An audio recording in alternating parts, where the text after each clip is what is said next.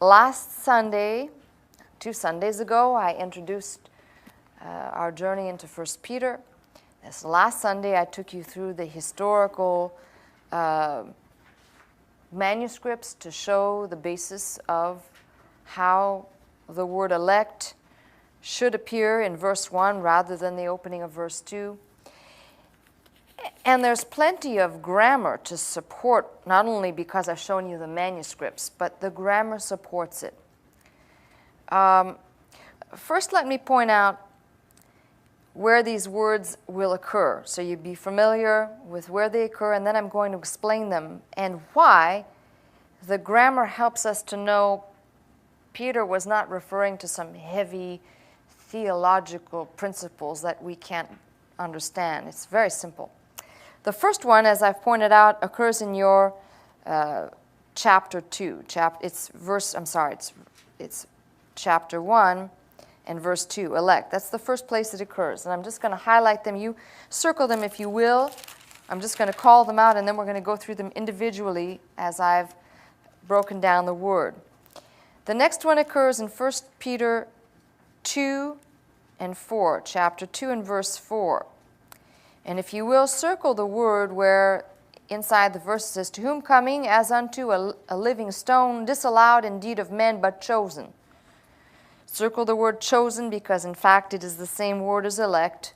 The King James translators had this thing for not using the same word all the time, so as to confuse some of us. And then that very same word that we're looking at, eklektos, will occur again in 1 Peter 2 and verse 6. There it occurs as elect. Behold, I lay in Zion a chief cornerstone, elect. Please circle that, elect. The next place it occurs, 1 Peter 2:9. But ye are a chosen, circle that, a chosen generation. And last of all, it occurs in the 5th chapter, in the 13th verse. Please circle 4 words rather, in the 13th verse. Elected together with you. Those 4 words will be one word in the Greek. That's pretty neat, huh? Okay. I've done here an analysis of elect or chosen in 1 Peter, and what we have is I've given you the Greek, eklektos or eklekton, and I've given you the English phonetic, what it is pronounced by.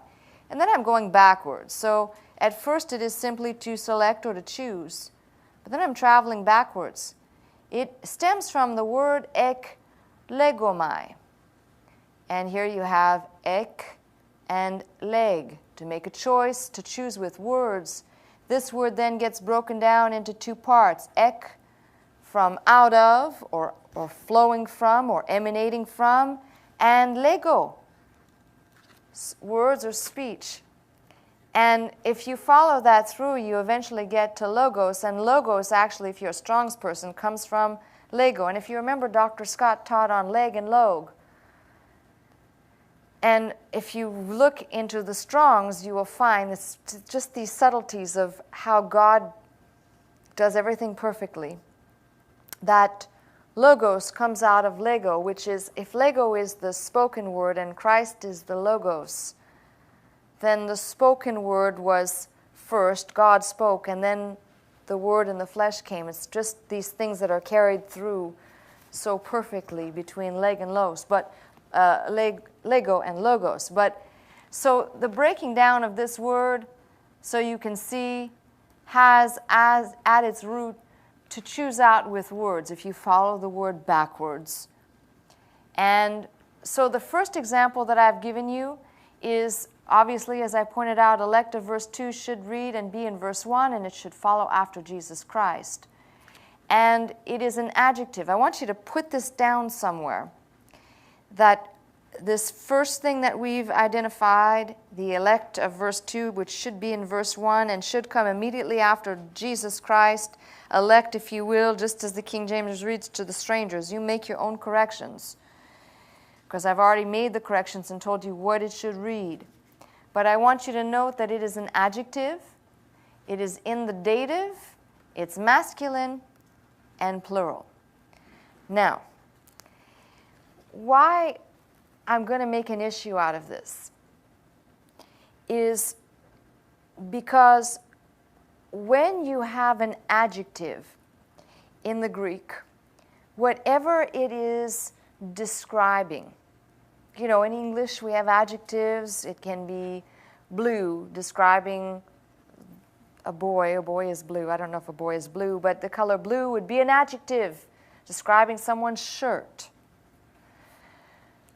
The adjective in the Greek must agree with whatever it is describing, both in case and in its gender and in the number of people. So the reason why I highlighted this at the very beginning of the lesson is that the eklektois as an adjective is agreeing and is describing the periepidemos, those people among who are living amongst the populace, which is being translated strangers. It's describing those people and agreeing with it. Let's stick to King James for a minute. Elect and strangers agree grammatically together. They're both adjectives. Well, one is an adjective. Elect is an adjective. The strangers actually is pronominal. So it's an adjective and it's pronominal. It's also describing something, but it's taking the place of a noun. It's like a substitute teacher. It's not quite the real teacher, but it's sitting in place for. That's what pronominal means. It's sitting in place of a noun. So they agree. They are dative, masculine, and plural, the both of them. Eklektois and the strangers. They agree together. If you move the elect into verse 2, it has nothing to agree with in verse 2. You see, immediately, according to the foreknowledge of God, according to the foreknowledge will be in the accusative. And the elect is in the dative. They don't agree. I hope this makes sense to you, because parts of speech must agree with each other. So just from a grammar standpoint, if elect was in the accusative, which it is not, but if it was, it would be in agreement with according to the foreknowledge of God. But it is not. It's in the dative. Now, I pray I don't lose this. Electois. All right? And I'm going to give you the code that we morphologically tag it with. And it looks like that. That telling you that this is an adjective. It's in the dative case. It's masculine and plural. And it agrees with this word, periepidemos, which is an adjective. It is also pronominal. It's pretending to be a noun. It's in the dative. It's masculine. And it's plural. They agree together. So we're using the terminology that everybody understands. They agree together. Now, these are both in the dative case. Remember our box, the grammar box. We had accusative, dative, and genitive. In the accusative, the motion is going into or pointing, as I've said. Dative, it is in, under. And genitive, it is flowing, the motion is flowing away from. So it makes perfect sense that these people who are being described as select, elect, or chosen, describing this populace of people. And in fact, the next word that follows is the Greek word. I'll write it in the English, is the diaspora word, which is actually in the genitive. So it's telling you that these people that came out of, remember they are dispersed people coming out of a place. So we're describing people in the dative who are in or under. In the realm of the grammar, it makes it perfectly clear you couldn't put the word elect beside according to the foreknowledge of God because it wouldn't be in agreement. I hope everybody's clear on this because it sets the stage for the rest of the lesson. What you have is the precision to know when you look at a sentence and you're familiar with the grammar, to know where a word belongs, what, for example, when we look at an adverb. An adverb is modifying a verb, and it can be modifying the person or the action depending on how the declension is put together. Oh, she's doing grammar. Yes. So let's go to the next example. I gave you the second one. Let's see if I can go back to the previous page. So we've covered the first one. Let's go to the second one. Second one occurs in 1 Peter 2:4. And here's the funny thing. In the second chapter, we're going to encounter this word 3 times, but the case will help us when we finally, there's only 5 of these, by the way, so don't go, oh God, how many are there? There's too many. There's only 5, and they'll help sort out the whole essence of the word real quick. These 5. So, in verse 4, this is somewhat misleading in the English. Let's start at the beginning of the chapter. Wherefore, laying aside all malice and all guile and all hypocrisies and envies and all evil speakings, as newborn babes desire the sincere milk of the word, that ye may grow thereby, if so be ye have tasted that the Lord is gracious. To whom coming, and watch all the italics here, as unto a living stone, disallowed indeed of men, but chosen of God and precious. Now, here's where this gets a little fun. Let's see if just happen to have my other Greek book here. I'll have both open. 2:4. Okay. So, this particular one, I'm highlighting 2 things for you. Chosen and precious. Chosen is the word I'm going after, but I'm highlighting precious for a reason.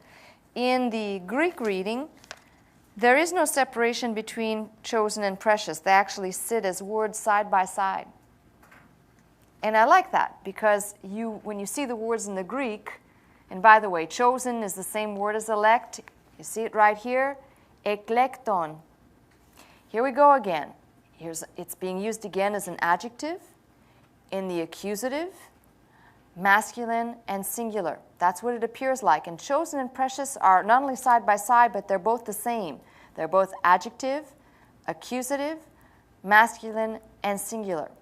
Now, the reason why I highlight this is because these 2 adjectives that agree together are describing the stone, singular, which is referring to Jesus. That's why I said the text is a little bit hard to read. When you read it, you can read the full essence, and you know in the singular it is referring to the stone the builders rejected. But the King James had a marvelous way of making things sound like it might be referring to something else perhaps. It's referring to Jesus. This is the beautiful thing. Here it's in the accusative. I want you to see the adjective appearing in the accusative, and the beauty of Peter's writing here. Obviously, thank goodness it says that this adjective in the accusative is a male and singular. So at least we know Jesus is male and singular.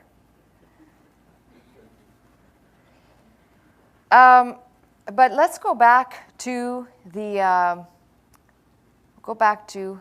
blank page, hopefully. We'll just start anew. All right. We're looking right now at the text of 1 Peter and 2:4. And here the word is eklekton. And it is an adjective. We put 2 dashes there. If we were fully defining, there may be other letters, but it's just an adjective. It's in the accusative case, masculine and singular. And precious, by the way, the word that appears as precious, agrees with this word as well. And both these adjectives are describing the stone, or I'll put it in Greek, the lithon, which is referring to Jesus. Now, I'm highlighting this for a reason. If we reread the text, to whom coming as unto a living stone, disallowed indeed of men, but chosen of God, you're going to see that immediately following the way the English does is they separate chosen and precious. And the Greek has chosen and precious side by side, but does something really interesting, which is, but with God. Oh, we got to get the other book out, which has all the grammar goodies in it. If you have enough books open, something will happen. All right. The words that come before the elect and precious are of God. It is not genitive, it's a dative. And the reason why I'm highlighting this is go back to the grammar box again. As an adjective, we have in the accusative, it is motion moving toward in a direction. So when it says chosen of God, there's something very significant about all of these different cases using the same word. You see, chosen in the dative, referring to the first example I gave you, was an adjective describing a people in a chosen state. Picture the container being chosen. Versus God saying, I'm choosing this my son, if you will. I'm choosing him. Versus where we'll find again it's going to appear in a different case. And this will help us to finally figure out why when people talk about the elect, they're mistaken about what it means. You see, God can choose like he did with Jesus. Let me show you the clarity of the next verse will clarify in great detail, and you'll understand why I'm saying when God does the choosing specifically and deliberately, it will be in the accusative case as it is going to be said here. Let's go back to the text. Okay, let's look at the next example, and you'll see why I say it makes sense, and I hope you'll understand why the grammar sorts out what this word means. The next example is actually a quote out of many different places. Wherefore also it is contained in the scripture, behold, I lay in Zion a chief cornerstone, elect, precious. See, the King James, they didn't like to repeat things over and over again, but that's the way it should have read in the previous verse I've just highlighted, the same way, but they had to change it. Elect, precious, and he that believeth on him shall not be confounded. A quote out of Isaiah. And I want you to think about this. It says, behold, I lay in Zion a chief cornerstone, elect and precious, and him that believeth on him, him that faitheth on him, shall not be ashamed. Literally, it should say, it should read properly. This particular word, elect, in verse 6, we have another eklekton word of verse 6. And you can see the first time they use elect, the second time they use chosen. Now we're back to elect. It's the same word, by the way. We just can't, it's like women, can't seem to make up your mind. And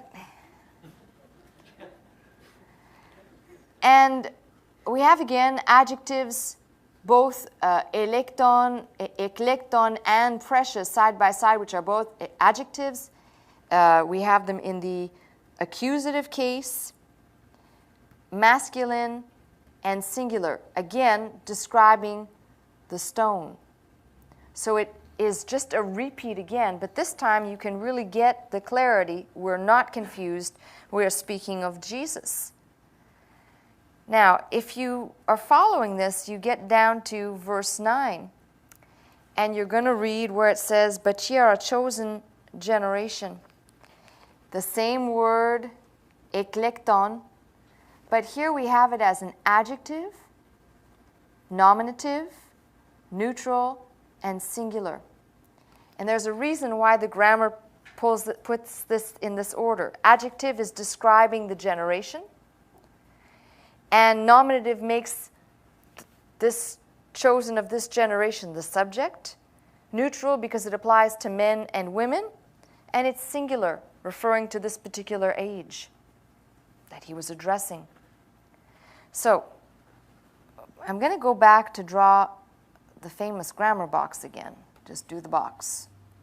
Accusative, accusative, dative, and genitive.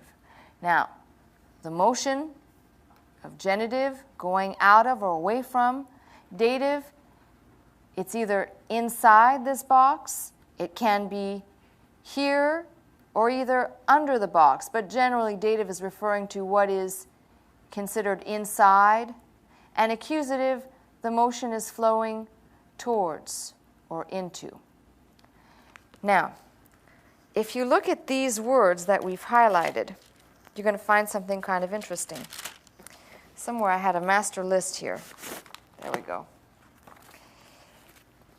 The elect that is in our first chapter, which should be in verse 1, dative, is describing as an adjective a chosen people living in or among, nestled among those people which are being described, a populace living alongside the populace of the diaspora. In the second example, we have the elect, verse 2:4. 2:4 and 2:6 are referring to Jesus, are in the accusative. So when we read the text, to whom coming as unto a living stone, King James, disallowed indeed of men, but chosen of God and precious. Wherefore it is also contained in the scripture, behold, I lay in Zion a chief cornerstone, elect, precious, and he that believeth on him shall not be confounded, is speaking of Jesus, who, imagine God the Father, and I don't want to get into my trying to split and define the Trinity, but imagine God the Father speaking through the voice of the prophet Isaiah, saying, behold, behold, I lay this cornerstone, pointing to his son Jesus. Versus these other examples, at least ye are a chosen generation. And the nominative I haven't put here because it's the subject of the sentence.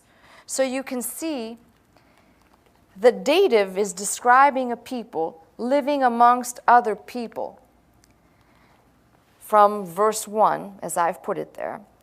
And verses 2 and 4 are pointing towards Jesus. And the defining between how God, when God is choosing and speaking to a specific chosen vessel, he is going to be pointing, the accusative will lift the people who are being selected. Now, if this sounds a little convoluted or a little rough, I'm going to repeat it again. It's worth repeating, because once you crystallize the grammar, you begin to see that what Peter was simply saying in verse 1, he was describing the people nestled among a people, if you want to call them chosen, nestled among and living among, like I could say, here is John and Mary, who I'm writing and sending them a letter through the mail. They are residents of Glendale. My chosen residents of Glendale, or Los Angeles, or wherever you are. Versus, which is in the dative, you live in this city, therefore. Versus the accusative, which God, I reluctantly make this analogy, but it's as God the Father speaking through the prophet Isaiah, or the Spirit speaking through the prophet, pointing to his Son, puts the word in the accusative, selecting out his Son by saying in the accusative, I selected him specifically. If you begin to see the distinction in the cases, you begin to see that the subtleties do not permit that first elect of King James verse 2 to be doctrinal. Yes, we're indeed all a chosen people, called and chosen. But if you understand what an adjective is, it is describing a people, adding the color, adding some dimension, describing some quality, if you will. And we can say this is a quality, but it is not an exclusivity. So the relevance to defining these words becomes paramount. Now, I left off chapter 5 and verse 13 because that's pretty complicated.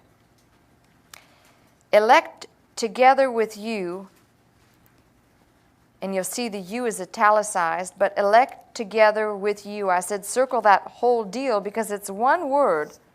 Oh, let's see if we can go back. So here we have 1 Peter 5:13, elected together with you, and it is a compound. So soon, which in the Greek is always signifying with. We get our words for like symphony, the together words, soon, with.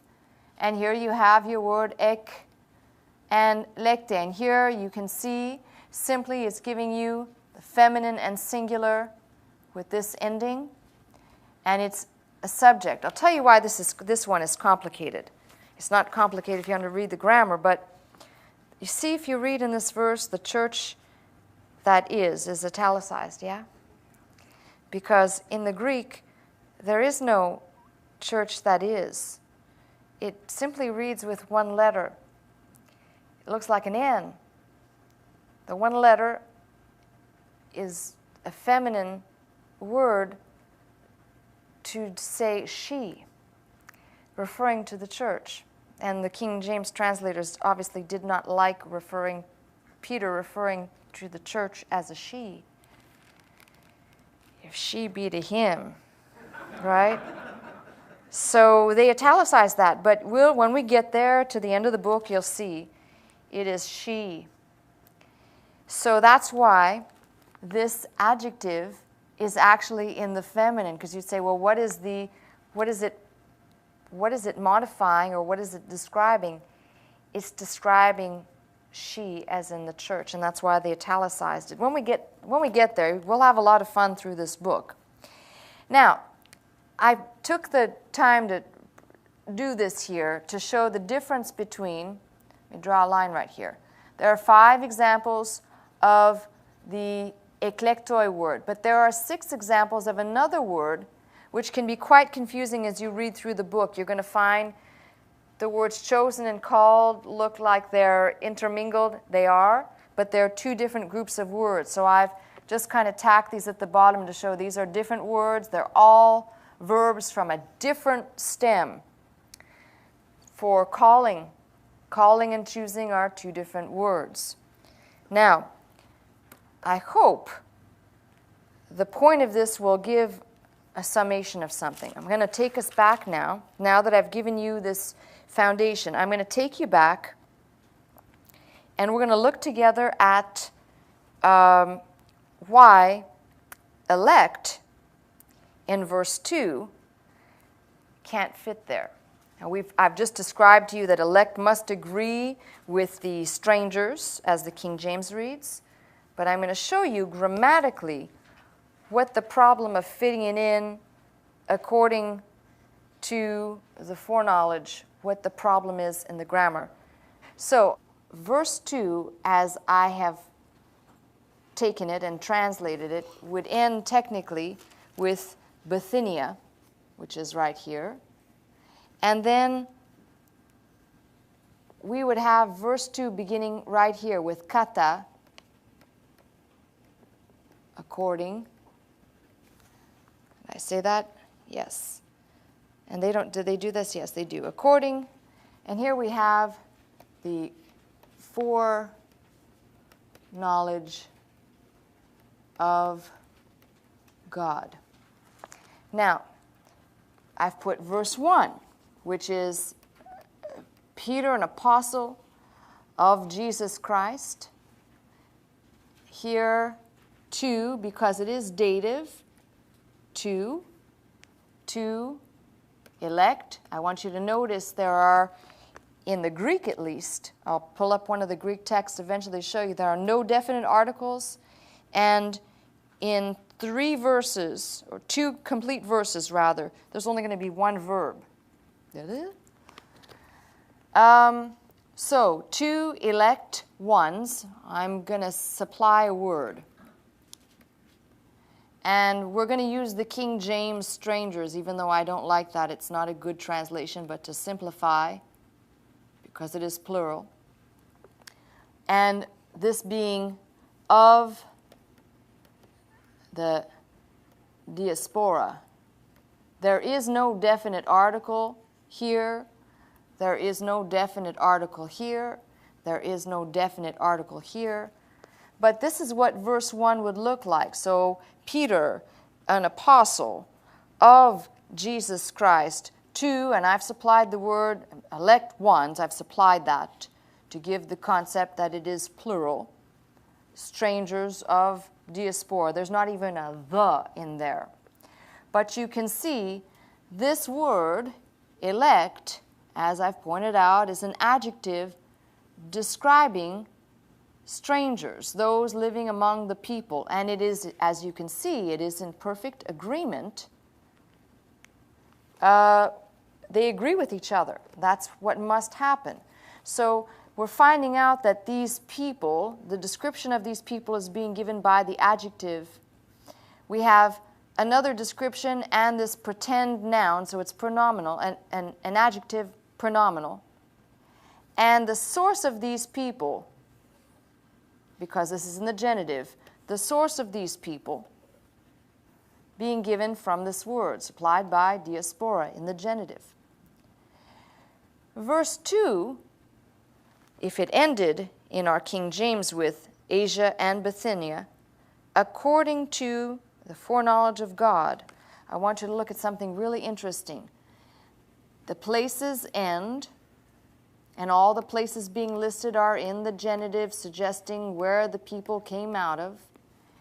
And then according to is in the accusative. And I plan to really have a good time with this. The source, of course, is God, God the Father, in the genitive. But according to foreknowledge is in the accusative. Remember what I said to you about the accusative just a second ago? It's pointing the finger. So imagine the foreknowledge of God is God entering, pardon the pun, but it's God entering his hand into the stream of time, although it's his knowledge that we're speaking of. But he's entering his hand into the stream of time according to the foreknowledge. If you get the color of the grammar, it helps you to understand and to kind of demystify the way the sentence reads. So you could not put this word in front of this word. You could not put elect, eklektois, grammatically in front of this word, because it would need, as an adjective, it would need to be modifying something or describing something that's coming after, and nothing would be in agreement with it. So, everybody talks about how Erasmus was a brilliant linguist and had a great mastery of the Greek language. Greek and Latin, obviously. And I don't doubt that. I can't go and ask him right now. I'm sure he's probably busy.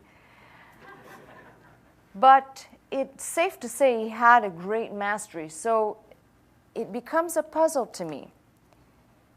I've already showed you in the manuscripts, he's the culprit that moved it. The question begins with why. To the English eye, remember, he wasn't writing in English. He was writing in Latin. But to the English eye, as we read, there's no harm done to the text, because we're not, when we read our Bible, King James, NIV, NLT, NCV, whatever it is you're reading, we're not reading grammar. We're just reading English. I hate to say it like that, but we tend to not dissect our own language. But the Greek forces us to examine this, to show not only why the elect cannot sit where it's been placed, but you can see as an English reader how if you had no Greek foundation, you would be reading elect according to, and I'm not suggesting that people aren't chosen according to God's reaching his hand into time, because that's the way people are chosen. God reaches his hand into time, and he crosses the barrier of time and eternity and reaches in, and he does whatever he wills. We still have a free will and the option to make plenty of blunders. Trust me, I'm the poster child for that. But my point is, if we're simply talking about theology now, not grammar, theologically speaking, it can't even sit there. Because the chosen ones, the elect ones, although God did the choosing, the grammar is still telling me, when I get down to the nubbin of this here, that all of this was in the accusative. God reaching his hand in the accusative, as I've shown you through the grammar box. Do it again. In the accusative right here, which is those motions. See, the wonderful thing about the accusative is it is moving towards something.